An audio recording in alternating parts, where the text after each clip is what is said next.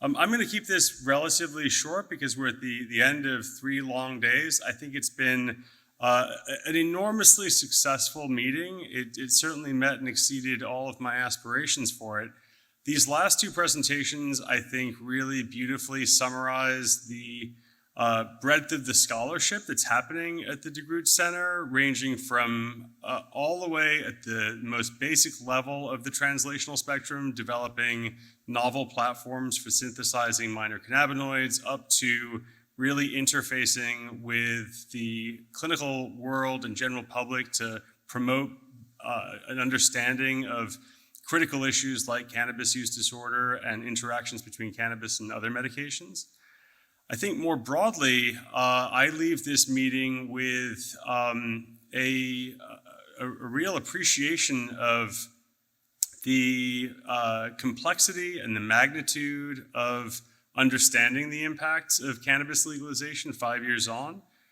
Perhaps a more sober perspective that we, in reality, probably won't understand the effects at 5 years until a year or 2 from now, simply because as impressive as the many presentations have been, science is not something that moves in real time, and the data are still actively being collected.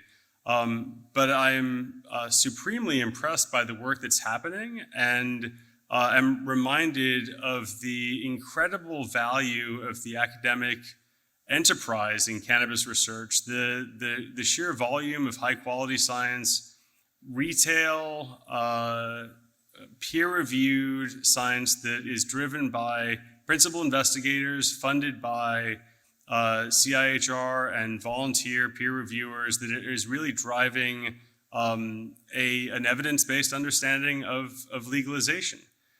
I think that the big question going forward is, as we see a great deal of both progress and potential peril, is where we see growing pains and perhaps healthcare strains, will we course correct and will we act on the emerging findings that are in some ways red flags?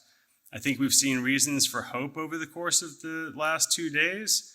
In some ways, greater use, but without greater negative consequences, no increases among young people, or at least not dramatic ones. But we've also seen some very troubling patterns, and it would be hard to not leave this conference thinking that if these same trends hold, in another 5 years, the great Canadian legalization experiment may well be a cautionary tale for the rest of the world. So I think what remains to be known is whether or not we can not just produce this information, but translate it into substantive change and policy to course correct as needed. Where I want to end is really thanking all the many people who contributed to organizing the meeting. Alan Fine for all of his organizational and logistical support, Mike Ayers, Jane DeJesus, all the staff and trainees at the Peterborough Centre and the DeGroote Centre, Jason Bussa obviously for co-organizing, and of course all of our keynote speakers, the McMaster faculty and collaborators, our amazing trainees. It's been a huge success from my perspective, only because we have so many great contributors and such great support. So thank you all for your contributions. We are sending out a survey to try to take stock of what people are taking away from the day. It's not research, it's really just trying to get a sense for where you leave this massive volume of information in terms of your perspectives on Canadian cannabis legalization. I hope you take the time to fill it out. But really, thank you all for attending. I think it's been tremendously successful.